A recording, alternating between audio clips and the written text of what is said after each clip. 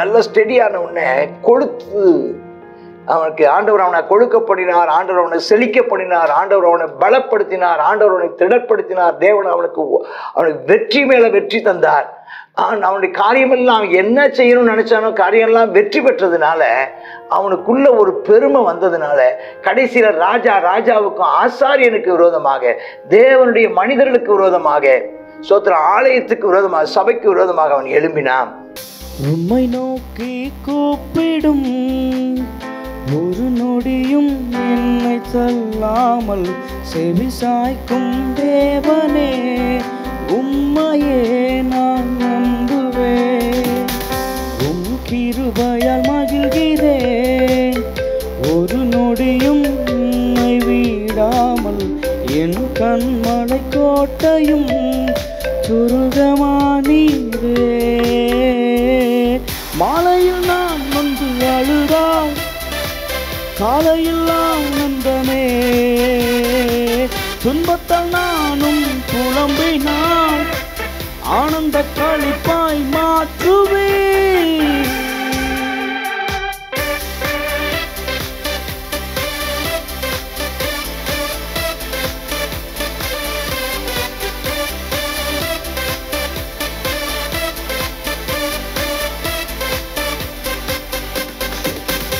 உம் கோபம் ஒரு நிமிடம்தான், உம் ஜெயவோ வாழ்நாள் முழுவதும். நிந்தனையின் மத்தியில் என்னை விடுவித்து மீட்டுக் கொண்டீர். உம் கோபம் ஒரு நிமிடம்தான், உம் ஜெயவோ வாழ்நாள் முழுவதும். நிந்தனையின் மத்தியில் என்னை விடுவித்து மீட்டுக் கொண்டீர். மாலையில் நான் நொந்து அழுதால் காலையில் ஆனந்தமே, துன்பத்தால் நானும் புலம்பினால் ஆனந்த களிப்பாய் மாற்றுவே.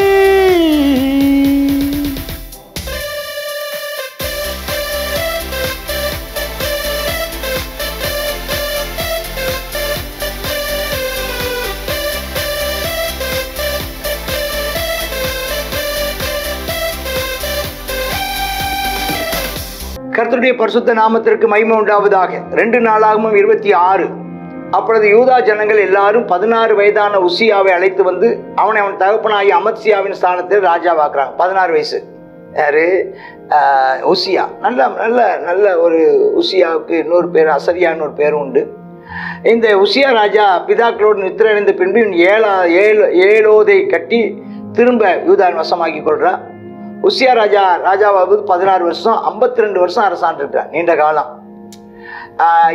அவனுடையதான அம்மா பேரு எருசலேம் நகரத்தால், அம்மா பேரு எக்கோலியால், ஒரு நல்ல ஒரு தாய், நல்ல ஒரு ஆவிக்குரிய தாய், தேவனுக்கு பயந்தவர்கள், தேவன் மேல் பக்தி உள்ள ஒரு தாயால் வளர்க்கப்பட்டவன்.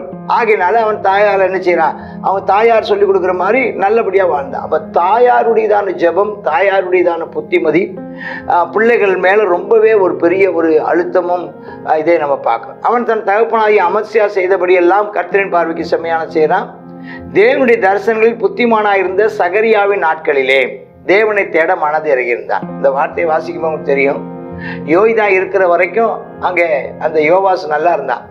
அதே மாதிரி இந்த உசியா காலங்கள்லையும் உசியாவும் அந்த சகரியான்னு தரிசனங்கள்ல தேவனுடைய தரிசன புத்திமான சகரியாங்கிற நாட்கள்ல தேவனை தேட அவன் உதவி செஞ்சிருக்கிறான். அவனுடையதான ஆலோசனைப்படி தேவனை தேடி வந்தான். அவன் கர்த்தரை தேடின நாட்களில் தேவன் காரியங்களை வாய்க்க செய்தார். இந்த ஒரு வார்த்தை நல்லா புரியுது. கர்த்தரை தேடின நாட்களில் காரியங்களை வாய்க்க செய்தார். தேடாதே போன போது காரியங்கள் எல்லாம் நினைச்சு அபத்தமாய் பிடித்தது. ஆகினால் இன்னைக்கு நாம் இதில் கற்றுக்கொள்கிற விஷயம் என்னன்னா, கர்த்தரை தேடுங்கள். ஒரே எல்லா ராஜாக்களுடைய வாழ்க்கையிலையும் மறுபடி இதே சத்தியம்தான் வருது. ஆனால் வரலாறை படித்து கொள்கிறோம். எப்படி அவன் தேவனுடையதான மேல் வச்சு இருந்த கண்ணை எப்படி அவன் வழி விலக பண்ணினான், அதுதான் ஒவ்வொரு ராஜா வித்தியாசமா வருது. அவன் எப்படி தேவனுக்கு பிரியமாயிருந்தான், என்னென்ன செய்தான், அது ராஜாவுக்கு ராஜா வித்தியாசமா வருகிறது. அப்புறம் அவன் எப்படி தேவனிடத்திலிருந்து எப்படி அவன் வழி விலகி போனான், அவன் எப்படி எப்போ அவனுக்குள்ள பெருமை வந்துச்சு, ஏன் பெருமை வந்துச்சு, பெருமை வந்து அவன் செஞ்ச காரியம் என்ன அப்படின்னு பார்க்கணும். அமத்சியா பெருமைப்பட்டு ஏதோமில் கிடைச்ச வெற்றியை பெருமைப்பட்டான். அப்புறம் அவன் செஞ்ச தப்புகளை நம்ம பார்க்குறோம் இங்கே. அப்புறம் 6ஆம் வசனம், பெலிஸ்தரோட யுத்தம் பண்ண போனான். காத்தின் அலங்கத்தையும் யப்னேயின் அலங்கத்தையும் அஸ்தோத்தின் அலங்கத்தையும் இடிச்சு போட்டான். பெலிஸ்தருக்குள்ளேயும் பட்டணங்களை கட்டினானான். பெலிஸ்தரையும் கூர்பாகாலில் இருக்கிற அரபியரையும் மெகுனியரும் வெல்ல தேவன் அவனுக்கு துணை நின்றார். அம்மோனியர் உசியாவுக்கு காணிக்கை கொடுத்தாங்களாம். அவருடைய கீர்த்தி எகிப்தின் எல்லை மட்டும் எட்டினதாம். நல்ல மிகவும் பலன் கொண்டானா. யாரு? உசியா. உசியா என்ன செய்தானா, எருசலேமில் மூளை வாசல் மேலும் பள்ளத்தாக்கு வாசல் மேலும் அலங்கத்தின் கோடிகள் மேலும் கோபுரங்களை கட்டி அதை பலப்படுத்துறாங்க. இப்போ அமத்சியா அப்பா காலத்தில் இடிச்சதெல்லாம் திரும்ப கட்டி அதை ஸ்ட்ராங் பண்ணி அங்கே கோபுரங்கள், காவல் கோபுரங்களை கட்டினான். அவனுக்கு பள்ளத்தாக்கிலும் சம்பவம் அநேக ஆடு மாடு இருந்துச்சான், வயல்வெளி இருந்துச்சான், பயிர்குடி இருந்துச்சான், திராட்சை தோட்டம் இருந்துச்சான். வனாந்திரத்தில் கோபுரம் கட்டி அநேக துறவுகளை விட்டினானா. வெள்ளாண்மை பிரியனா இருந்தானா. நிறைய அதில் சொல்ல போனால் அவன் வெண்மை புரட்சி கொண்டாந்தவன். அவன் வெள்ளாண்மை, பச்சை புரட்சி, பசுமை புரட்சி, வெள்ளாண்மையை கொண்டு நிறைய தேசம் எங்கும் நல்ல விளைச்சலை அவன் ஊக்குவித்தான். அப்போ உசியா ராஜாவுக்கு என்னச்சது, யுத்த வீரன் சேனை இருந்துச்சான். ஒரு அது எல்லாம் லக்கம் பார்க்குறாங்க. அதில் அனனியாவின் கீழ் வகுப்பு வகுப்பாய் சேவிக்கப்பட்டதா 2600 பேரா. பராக்கிரமசாலிகள் மட்டும் வம்சத்தலைவர்கள் 2600 பேரா. அதுக்கப்புறம் துணை, அதாவது யுத்தம் பண்ணுவதற்கு 3,07,500 பேரா. இதெல்லாம் கணக்கு வச்சுருக்காங்க பாருங்க. அப்போ வச்சுருக்காங்க. இந்த சேனையில் உள்ளவர்களுக்கெல்லாம் உசியா கேடகங்களை, ஈட்டிகளை, தலைச்சிரா, மார்க்கவசம், வில்லுகள், கல்லறை, கவன்களை, ஆயுதங்களை ஆயத்தப்படுத்தினார். வேளாண்மையிலையும் முன்னேறினான், விவசாயமும் முன்னேறணும், பாதுகாப்பு அம்சத்தில் யுத்த தளவாடங்களிலேயும் அதாவது பராமரிப்பு காரியங்களிலையும் வளர்ச்சி அடைந்தான். அப்போ பராமரிப்பும் அவசியம், பாதுகாப்பும் அவசியம். கிறிஸ்தவ வாழ்க்கையிலையும் சரி, சபை எடுத்துக்கொண்டாலும் சரி, உங்களுடைய தனிப்பட்ட வாழ்க்கையிலையும் உங்களுடைய பராமரிப்புக்காகவான காரியங்களையும் நீங்கள் செய்ய வேண்டும். அவன் பாதுகாக்கிற விஷயத்திலையும் கவனம் செலுத்த வேண்டும். சரி, அப்படி செய்தால் அம்புகளையும் கற்களையும் நிபுணரான தொழிலாளிகள், எந்திரங்களை அவன் உண்டாக்குனானா. அப்படியே அவனுக்கு கீர்த்தி வெகு தூரம் பரம்பிச்சான். பலப்படு மட்டும் ஆச்சரியமா அனுகூலமாயிட்டான். அந்த வார்த்தை அந்த வார்த்தை பாருங்க, பலப்படும் மட்டும்னு இருக்கு பாருங்க. அப்போ என்ன ஆச்சுன்னா ஸ்ட்ராங் ஆயிட்டான், நல்ல வெல் செட்டில்டு ஆயிட்டான். அப்படி அவன் செட்டில்டு ஆன போது 16ஆவது வசனம் நல்லா கவனிக்க பிரதர். எப்பவுமே ஆரம்பத்தில் பெருமை வராது. கொஞ்சம் திறமை கொஞ்சம் நிபுணத்துவம் கொஞ்சம் விஷயம் தெரிஞ்சு, கொஞ்சம் தனக்குன்னு ஒரு இடத்த, ஆமாம், ஒரு சபையிலையோ அல்லது ஒரு சங்கத்திலேயோ ஒரு அமைப்புலையோ ஒரு ஆர்கனைசேஷன்லையோ ஒரு இடம் தனக்குன்னு வந்த உடனே பலப்பட்ட போது, அவனுக்கு ஒரு ஸ்ட்ராங்கான போது, பண விஷயத்துலையும் மற்றெல்லாம் ஸ்ட்ராங்கான போது தனக்கு கேடு உண்டாக மட்டும் எங்கே இருந்தால் வருமோ பேய். அப்போ நல்லா இருந்தாங்க, நல்லா வளர்ந்தாங்க, நல்ல ஒரு ஸ்டேஜ் வந்தாங்க, நல்ல அவனுக்குன்னு ஒரு இடம் வந்துச்சு, அவனுக்குன்னு ஒரு ஸ்தானம் வந்துச்சு, அவனுக்குன்னு ஒரு லீடர்ஷிப் வந்துச்சு, அவனுக்குன்னு சில ஆட்கள் வந்தாங்க, அவனை மதிக்கிறதுக்கு ஆட்கள் கிடைச்சாங்க, அவன் சொல்றதை கேட்கறதுக்கு ஆள் கிடைச்சாங்க. இது கிடைச்ச உடனே அவனுக்கு மனமேட்டிமை வந்துருச்சு. மனமேட்டிமை என்னாச்சு, தேவனாய் கர்த்தருக்கு மீறுதல் பண்ணிட்டான். தூபவிடத்தின் மேல் தூபம் காட்ட கர்த்தருடைய ஆலயத்துக்குள் பிரவேசித்தான். இதான் நான் தான் பெரிய ஆள் ஆயிட்டானே, இனி அடுத்த வேலை தனக்கு அடாத தன்னுடையதான எல்லைக்கு அப்பாற்பட்ட தன்னுடையதான அதிகார வரம்புக்கு மீறி சில காரியங்களை செய்ய போய் ஆலயத்துக்குள்ள போய் தனக்கு அடாத காரியத்தை போன. அங்க போய் அசரியாவும் அவனோடு கூட கர்த்தரின் ஆசாரியும் பராக்கிரமம் 80 பேரும் பிரவேசித்து ராஜா உசியோ நின்று, ஐயா ராஜாவே, இந்த தூபம் காட்டுற வேலை உங்களுக்கு இல்லை, உங்க வேலை ராஜாங்க, இதை செய்யக்கூடாது. தூபம் காட்டுறது பரிசுத்தமாக்கப்பட்ட ஆரோனின் குமாரராய் ஆசாரியனுக்குரியது. ஆமா, நீ வெளியே போகும், மீறுதல் செய்தீர். எவ்வளவோ சொன்னாங்க, கேட்கல. அப்போது உசியா கோபம் கொண்டான். அவன் தூப கலசத்தை கையில பிடித்து கொண்டு ஆசார் கோபமா பேசுறான். அப்படி கோபமா பேசும்போது ஆசாருக்கு என்பதாக கர்த்தருடைய ஆலயத்தின் தூபப்படுத்தி நிற்கிற அவனுடைய நெற்றியில குஷ்டரோகம் வந்துருச்சான். போராடுறான். பெரிய ராஜா, ஆமா, 3 லட்சத்துக்கு அதிகமான சேனை இருக்குது, வேளாண்மை பிரியன், ரொம்ப நல்ல ஸ்டெடியான உடனே கொளுத்து அவனுக்கு ஆண்டவர் அவனை கொழுக்கப்படினார், ஆண்டவர் அவனை செழிக்கப்படினார், ஆண்டவர் அவனை பலப்படுத்தினார், ஆண்டவர் அவனை திடப்படுத்தினார். தேவன் அவனுக்கு வெற்றி மேல வெற்றி தந்தார். அவனுடைய காரியமெல்லாம் என்ன செய்யணும்னு நினைச்சானோ காரியம்லாம் வெற்றி பெற்றதுனால அவனுக்குள்ள ஒரு பெருமை வந்ததுனால கடைசியில ராஜாவுக்கும் ஆசாரியனுக்கு விரோதமாக, தேவனுடைய மனிதர்களுக்கு விரோதமாக, சோத்திரம் ஆலயத்துக்கு விரோதமாக, சபைக்கு விரோதமாக அவன் எழும்பினான்.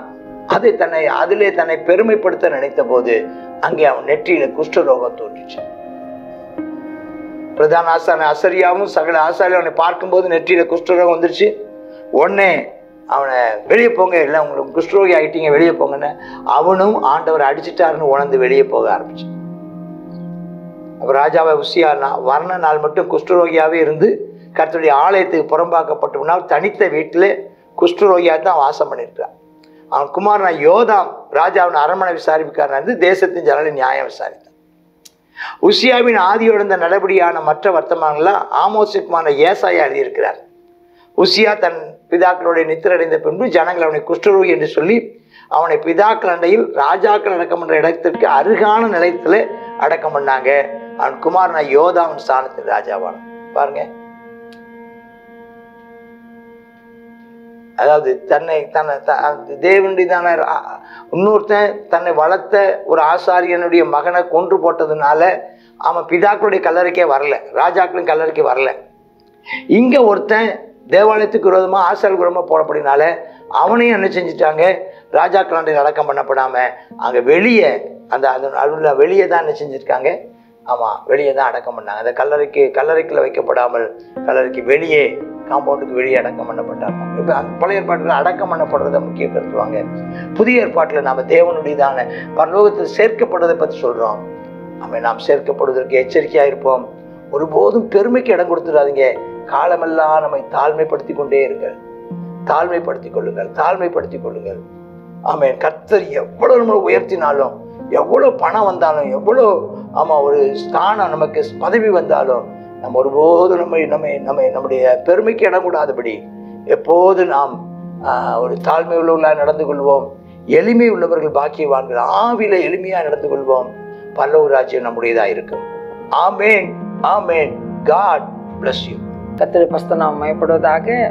2 நாளாகவும் 26வது அதிகாரத்தை பார்க்குறோம். இந்த 26வது அதிகாரத்தில் உசியா ராஜாவை குறித்து பார்க்குறோம். உசியா ராஜா கர்த்தருக்கு பிரியமாய் நடந்த போது கர்த்தர் என்ன செய்தார், அவனை ஆச்சரியப்படத்தக்க விதமாய் அவனுடைய காரியங்கள் எல்லாம் அனுகூலமாயிற்று என்று சொல்லி பார்க்குறோம்.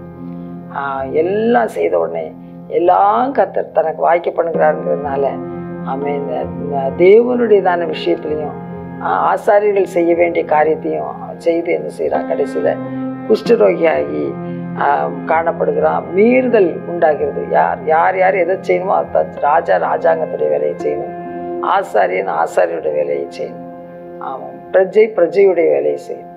மற்றவருடைய வேலையில் நாம் தலையிட்டு நம்முடையதான ஆசீர்வாதத்தை நாம் குறுக்கிக் கொள்ளாதபடிக்கு நாம் ஜாக்கிரதையாக இருப்போமா, ஜெபிப்போம். கர்த்தாவே, இந்த உசியா ராஜாவுடையதான வாழ்க்கையில் நாங்கள் பார்க்குறோம்ப்பா. கர்த்தாவே ஸ்தோத்திரப்பா, எவ்வளவாய் நீர் கர்த்தாவே அவன் அனுகூலமாக இருந்தீர், ஆசீர்வதித்தீர். அவனை கர்த்தாவே அப்பா உயர்த்தினீர். அவனுடையதான கீர்த்தி வெகு தூரம் பரம்பிட்டு அவன் உண்மை தேடின நாட்களெல்லாம் அவனுடைய காரியங்கள் எல்லாவற்றையும் வாய்க்க செய்தீர் கர்த்தாவே ஸ்தோத்திரம். ஆனாலும் கர்த்தாவே பலப்பட்ட போது அவன் கேடு உண்டாகத்தக்கதாக அப்பா அவன் என்ன செய்ய பெருமையை அடைந்தான்னு பார்க்குறோம். நாங்கள் கர்த்தாவே அப்பா நாங்கள் நன்றாக ஆசீர்வாதமாக இருக்கும்போது, நாங்கள் திறமைசாலிகளாக எங்களுடைய வேலைகள்லாம் நன்றாக செய்யும்போது, நாங்கள் கர்த்தாவே வீணாக எதிலையாவது இடைப்பட்டு கர்த்தாவே ஆமேனப்பா ஸ்தோத்திராண்டவரே எங்களுடைய ஆமேனப்பா ஆசீர்வாதத்துக்கு நாங்களே தடையாக இருந்து விடாதபடிக்கு எங்கள் தேவனாய கர்த்தர் நாங்கள் ஜாக்கிரதையாய் நடக்க உதவி செய்யுங்க. ஆமேன். நம்முடைய கண்கள் எங்களுக்கு கிருபை கிடைக்கட்டப்பா. ஞானமாய் நடக்குது. பெருமை உள்ளவனுக்கு நீர் எழுத்து நிற்கிறீரப்பா, தாழ்மை உள்ளவர்களுக்கு கிருபை அளிக்கிறேன்னு சொல்லி பார்க்கிறோம். எப்பொழுதும் நாங்கள் தாழ்மையாய் நடந்து கொள்ள உதவி செய்யுங்க கர்த்தாவே ஸ்தோத்திரப்பா. ஆமேனப்பா அந்த இப்படிப்பட்டதான அந்த குஷ்டரோகம் வந்து காலமெல்லாம் ஆமேனப்பா ராஜாங்கத்தை விட்டு வெளியில அப்பா இருந்ததை நாங்கள் பார்க்குறோமே ஆண்டவரே. ஆமேனப்பா இப்படிப்பட்டதான ஆமேனப்பா அந்த ராஜாங்க வாழ்க்கையில பாதிக்கு கூட கர்த்தாவே அப்பா அவனுடைய ஆளுகை செல்லாதபடிக்கு கர்த்தாவே முடக்கப்பட்டு போனதை நாங்கள் பார்க்கிறோமே.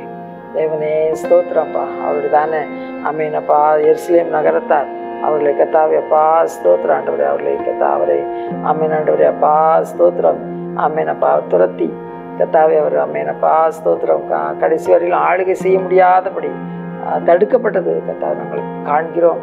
எங்களுடைய வேலையில் நாங்கள் ஜாக்கிரதையாக இருந்து எங்களுக்கு கொடுக்கப்பட்ட கடமையை நாங்கள் நேர்த்தியாய் செய்து நல்ல போராட்டத்தை போராடி ஓட்டத்தை முடித்து விசுவாசத்தை காத்துக்கொள்ள கிருபைதான். இயேசுவின் நாமத்தில் பிதாவே, ஆமென். ஆமென்.